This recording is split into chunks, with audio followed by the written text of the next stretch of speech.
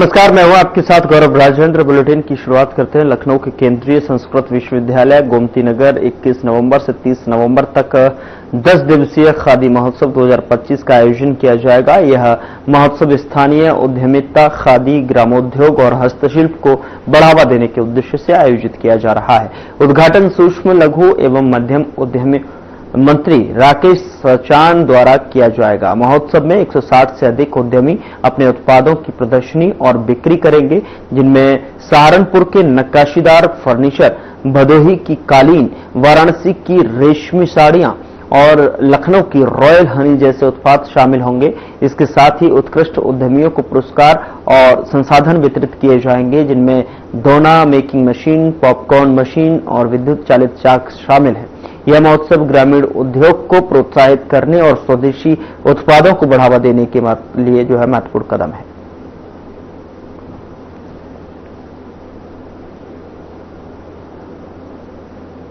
प्रधानमंत्री के south Africa दौरे को लेकर विदेश मंत्रालय ने जो है विशेष ब्रीफिंग की। MEA में सेक्रेटरी AR सुधाकर दलेला ने कहा कि पीएम मोदी साउथ अफ्रीका के प्रेसिडेंट सिरिल रामफोसा के बुलावे पर G20 लीडर्स समिट में शामिल होने के लिए 21 से 23 नवंबर तक जोहान्सबर्ग के दौरे पर रहेंगे। उन्होंने क्या कुछ कहा, आपको सुनाते हैं। Good afternoon, ladies and gentlemen. I welcome you to this special press briefing by Secretary ER Shri Sudhakar Dalela on Prime Minister's upcoming visit to Johannesburg, South Africa for the G20 Leaders Summit. We also have with us Shri Janesh Ken, who looks after South Africa in the Ministry of External Affairs. He is Joint Secretary in charge of East and Southern African countries. With that, I hand over the floor to Secretary ER for his initial remarks. Sir. And thank you very much, Randeep, and good evening, everyone. You would have seen the press announcement by the ministry yesterday. Honorable Prime Minister Shri Narendra Modi will be visiting Johannesburg, South Africa from 21st to 23rd of November to attend the G20 Leaders Summit at the invitation of President of South Africa. This will be Prime Minister's fourth official visit to South Africa, following his bilateral visit in 2016 and later for the two BRICS summits in 2018 and 2023.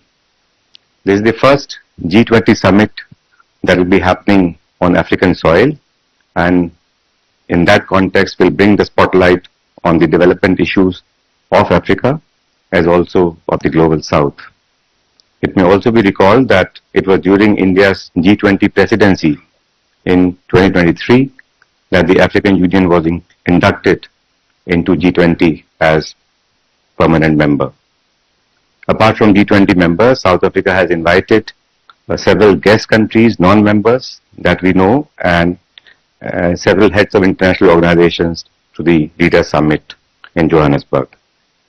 The summit will be important for India to ensure continuity of its priorities in the G20 after having hosted a very successful presidency in 2023. As you are aware, the G20 has emerged as a premium forum for international economic cooperation as well as for discussing matters of global significance. The G20 provides an excellent opportunity for the leaders of these large economies and emerging economies, representing over 85% of global GDP and around 3/4 of the world population, to come together and discuss important issues impacting the world. These include important matters such as accelerating progress on the Sustainable Development Goals, reform of global institutions of governance, tackling environmental and climate challenge, tech sustainability, bridging the digital divide, energy transition, emerging technologies, underscoring the importance of international coordination and cooperation in addressing contemporary global challenges. Under their overall presidency theme of solidarity, equality, sustainability, South Africa has identified 4 key priority areas for its G20 presidency this year. These are: number 1, strengthen disaster resilience and response; number 2, debt sustainability for low-income countries; third, mobilize finance for just energy transition; and fourth, harness critical minerals for inclusive growth and sustainable development. The three plenary sessions of the Leaders Summit weave in these priorities areas for discussion by the leaders on 22nd and 23rd of November. We have conveyed to you the theme of these plenary sessions also in our announcement yesterday. The Johannesburg G20 Summit will mark the culmination of the first cycle of 20 G20 presidencies. The priorities identified by South Africa are aligned with those of India's G20 presidency and that of Brazil, ensuring continuity in the G20 discussions from the perspective of matters that are important to Global South. The Indian G20 presidency, as some of you would recall, had established a disaster risk reduction working group, signifying the importance India attached to this matter. The South African presidency has carried forward the important work related to disaster risk reduction and resilience as one of the key priorities of its own presidency. Similarly, through the Task Force on Food Security, the South African presidency has carried forward the dialogue on this important challenge as well. The South African presidency has, in a way, continued focus on issues of importance to Global South. The New Delhi's Leaders Declaration has provided a strong basis for many of the G20 outcome documents adopted this year in the various ministerial tracks. The Indian presidency's flagship priorities such as digital public infrastructure, women-led development, the action plan to accelerate progress on SDGs, as well as key outcomes of the working group from last year, including the disaster risk reduction working group and the empowerment of women working group initiated by India, have found strong resonance in the South African presidency. Furthermore, the Deccan high-level principles on food security and nutrition, commitment to triple renewable energy capacity, and double energy efficiency are some of the other key outcomes that have been reinforced in the course of discussion this year on different tracks in the South African presidency. Johannesburg Summit will also conclude the successful holding of the presidency of the G20 by four emerging markets and developing economies of G20, namely Indonesia, India, Brazil, and now, of course, South Africa. And this has enabled all of us collectively to bring some focus or sharper focus on matters impacting the Global South. We have been actively participating in all tracks of G20 throughout the year and now, of course, in Johannesburg, and we look forward to a successful and productive G20 summit in Johannesburg. Before I conclude, let me also mention that on the margins of G20 summit, PM will be participating in the IPSA, India, Brazil, South Africa leaders meeting, as well as holding bilateral meeting with several leaders who will be present in Johannesburg. And with these words, I'll be very happy to respond to any question that you may have. Thank you.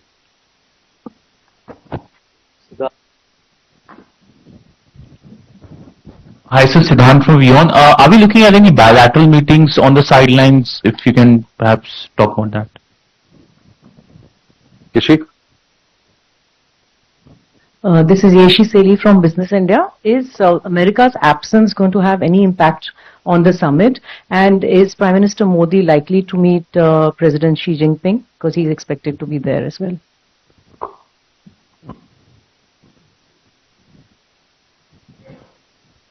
So this is Ayush Sharma from ANI. Given the recent activities, how much is the Indian Prime Minister going to address global concerns like terrorism, and are we expecting a strong statement against terrorism to be reflected in the G20 Leaders Declaration?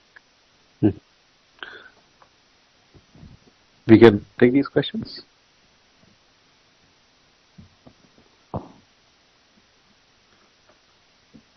Well, thank you very much. The questions regarding the bilateral meetings, as you know, for summit of this level and this importance, this provides very valuable opportunity for leaders to interact and meet with other world leaders.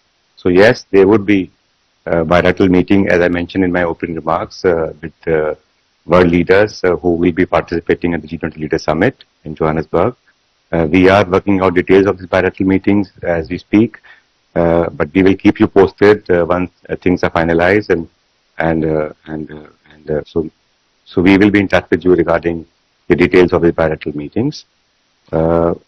Regarding the issue of terrorism that Ayushi you mentioned, this is of course a very important subject for us. But G20, of course, as you know, is a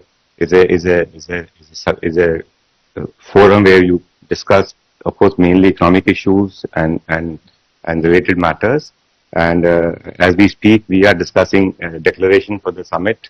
Our colleagues and teams are in Johannesburg, and all such issues are being discussed.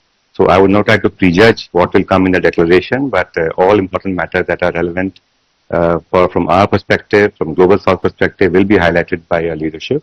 And as I mentioned to you earlier, given the fact that we have had successive G20 presidency from countries from Global South, starting with Indonesia, followed by us, then Brazil, and then now South Africa, it has given us an opportunity to really, while discussing all issues, but pay more attention to issues of importance to Global South. So we are very happy that in the course of discussion throughout the year in ministerial tracks, several of the priorities that we have highlighted during our presidency, whether it's DPI or whether it is food security or whether it's debt sustainability issues, have been captured in various documentation adopted during ministerial track. And I'm confident that as our team finalize the summit declaration document, some of them will find reference there also. Thank you. Huma?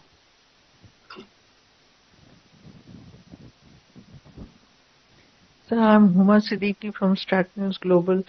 You mentioned about the IPSA meeting, Prime Minister will be meeting. Would you have any idea what would be the agenda? Smita? Smita Sharma, just following up on Yashi's question, I think you missed out on that, and adding to it, but given the fact that you're hoping for a productive summit, but if the US itself is not in the room, and Mr. Marco Rubio has gone so far as to ask member nations to not sign upon the declaration, there have been a lot of controversies that have been overshadowing G20 these past few years. Russian president is also not going to be there. The Chinese premier likely going to be there. Is it really going to remain as productive? Nitish Kumar ने 10वीं बार बिहार के CM पद की जो है शपथ ली है। पटना के ऐतिहासिक गांधी मैदान में नीतीश ने सीएम पद की शपथ ली। बता दें कि इस दौरान सीएम योगी आदित्यनाथ शपथ ग्रहण समारोह में शामिल हुए हैं और साथ ही सीएम योगी ने बिहार की जनता का अभिनंदन किया।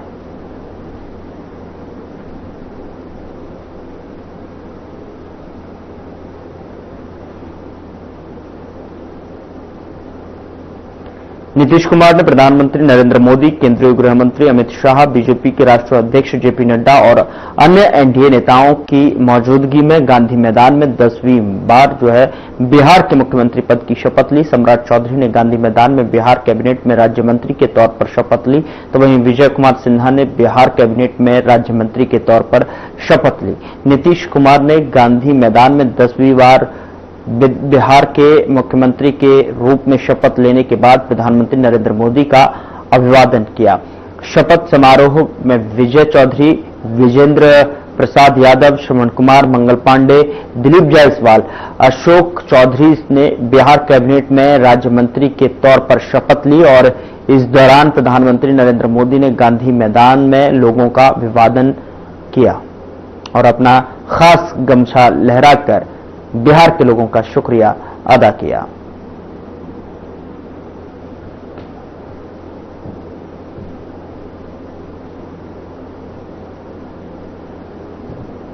प्रतिज्ञान करता हूं। अतिथिगणों का हम जोरदार तालियों के साथ अभिनंदन कर। मैं विजय कुमार सिन्हा इस सम्राट चौधरी ईश्वर की शपथ लेता हूं कि प्रतिज्ञान करता हूं। प्रतिज्ञान करता हूं। अतिथिगणों का हम जोरदार तालियों के साथ अभिनंदन कर। प्रतिज्ञान करता हूं। प्रतिज्ञान करता हूं कि मैं विधि द्वारा स्थापित भारत के संविधान के प्रति सच्ची श्रद्धा और निष्ठा रखूंगा। मैं भारत की प्रभुता और अखंडता अक्षुण्ण रखूंगा। मैं बिहार राज्य के मुख्यमंत्री के रूप में मैं अपने कर्तव्यों का श्रद्धापूर्वक और शुद्ध अंतःकरण से निर्वहन करूंगा तथा मैं भय या पक्षपात, अनुराग या द्वेष के बिना सभी सरकार के लोगों के प्रति संविधान और विधि के अनुसार न्याय करूंगा। मैं नीतीश कुमार सत्यनिष्ठा से प्रतिज्ञान करता हूं कि जो विषय बिहार राज्य के मुख्यमंत्री के रूप में मेरे विचार के लिए लाया जाएगा अथवा मुझे ज्ञात होगा, उसे किसी व्यक्ति या प्रधानमंत्री नरेंद्र मोदी ने लाभार्थियों को पीएम किसान सम्मान निधि की 21वीं किस्त हस्तांतरित की। 9 करोड़ लाभार्थियों के बैंक खातों में 18,000 करोड़ रुपए से अधिक की राशि सीधे हस्तांतरित की गई। प्रधानमंत्री नरेंद्र मोदी ने कहा कि कोयंबटूर की इस पावन धरती पर सबसे पहले मैं भगवान मुरुगन को प्रणाम करता हूं। कोयंबटूर संस्कृति, करुणा और रचनात्मकता की भूमि है। ये शहर अपनी दक्षिण भारत की उद्यम शक्ति का पावर सेंटर है। साथ ही प्रधानमंत्री नरेंद्र मोदी ने कहा कि यहां का टेक्सटाइल सेक्टर देश की अर्थव्यवस्था का बहुत बड़ा योगदान करता है और अब तो कोयंबटूर एक और मायने में विशेष बन गया है। यहां के भूतपूर्व सांसद सीपी राधाकृष्णन अब उपराष्ट्रपति के तौर पर हम सबका मार्गदर्शन कर रहे हैं।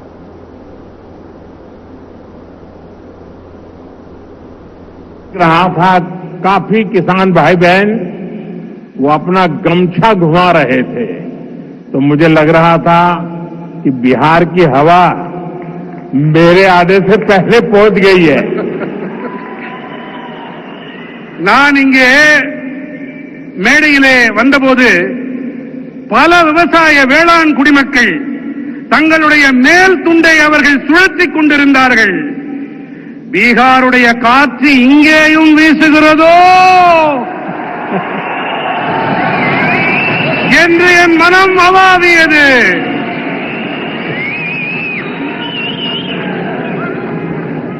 मेरे किसान भाई बहनों,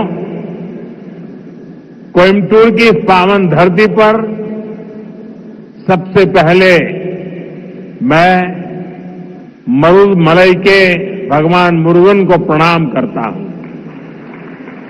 कोयंबटूर कल्चर, कंपैशन और क्रिएटिविटी की भूमि है। ये शहर अपनी दक्षिण भारत की उद्यम शक्ति का पावर सेंटर है। கோயமுத்தூரின் இந்த புனிதமான மண்ணிலே மருதமலையில் குடிகொண்டிருக்கும் ஐயன் முருகனை நான் முதன்மையாக தலை வணங்குகின்றேன். கோயம்புத்தூர் என்பது கலாச்சாரம், கனிவு, கவின் படைப்பு திறன் ஆகியவற்றை தனக்கு சொந்தமாக்கிக் கொண்ட பூமி.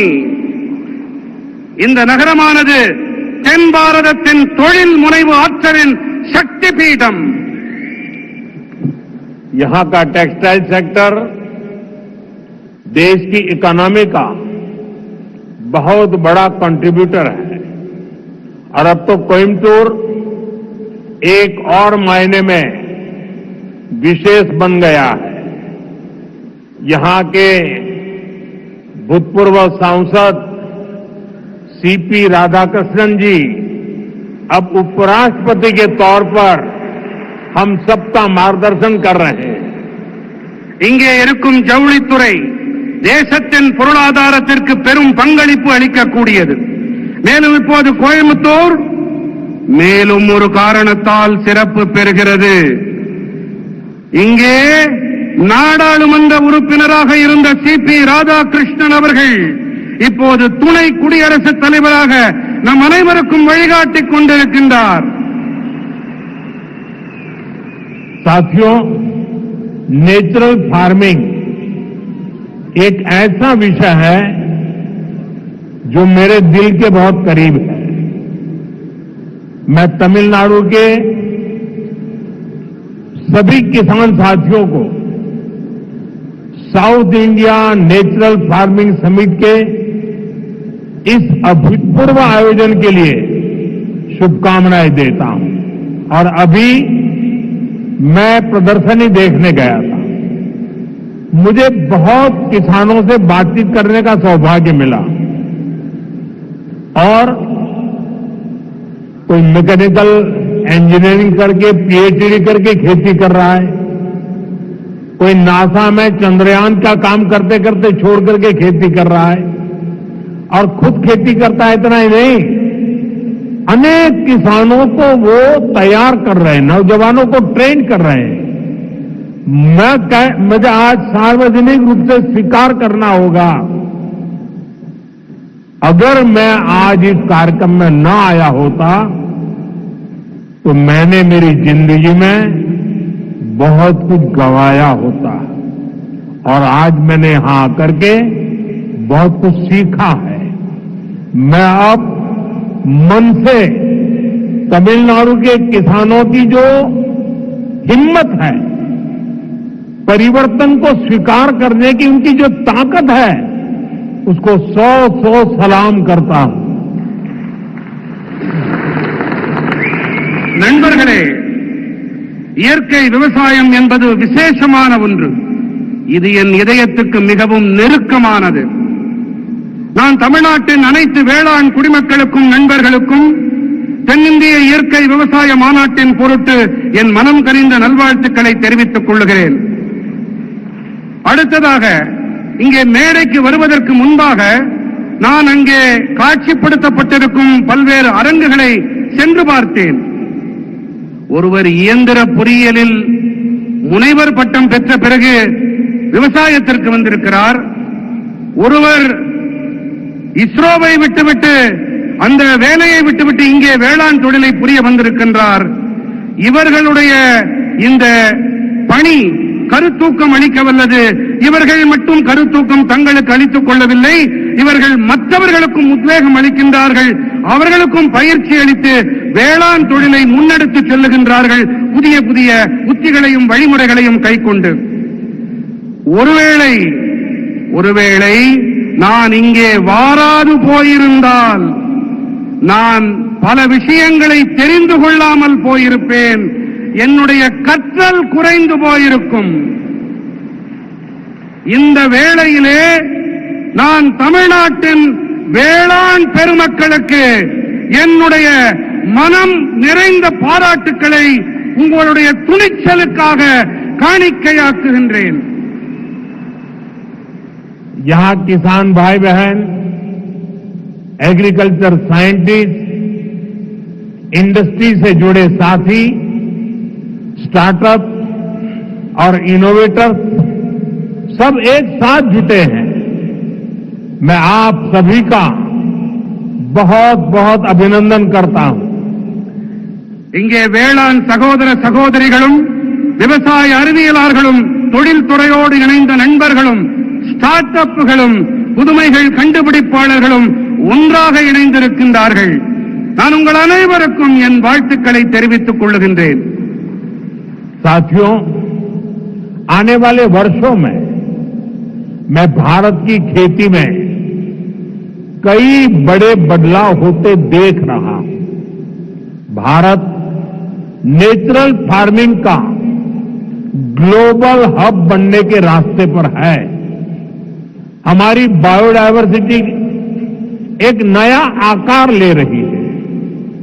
देश के युवा भी अब एग्रीकल्चर को एक मॉडर्न स्केलेबल अपॉर्चुनिटी के रूप में देख रहे हैं.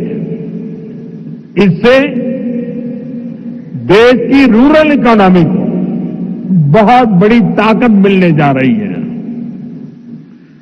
நண்பர்களே, வரவிருக்கின்ற ஆண்டுகளிலே பாரதத்தின் வேளாண் துறையில் பல பெரிய மாறுதல்கள் ஏற்படவிருப்பதை நான் காண்கின்றேன். பாரதம் இயற்கை விவசாயத்தின் உலகளாவிய மையப்புள்ளியாக ஆகும் பாதையிலே பயணிக்க தொடங்கி இருக்கின்றது. நம்முடைய உயிரி பன்முகத்தன்மை ஒரு புதிய வடிவத்தை எடுத்து வருகின்றது. தேசத்தின் இளைஞர்களும் கூட இப்போது விவசாயத்தை. फिलहाल बुलेटिन में इतना ही. नमस्कार.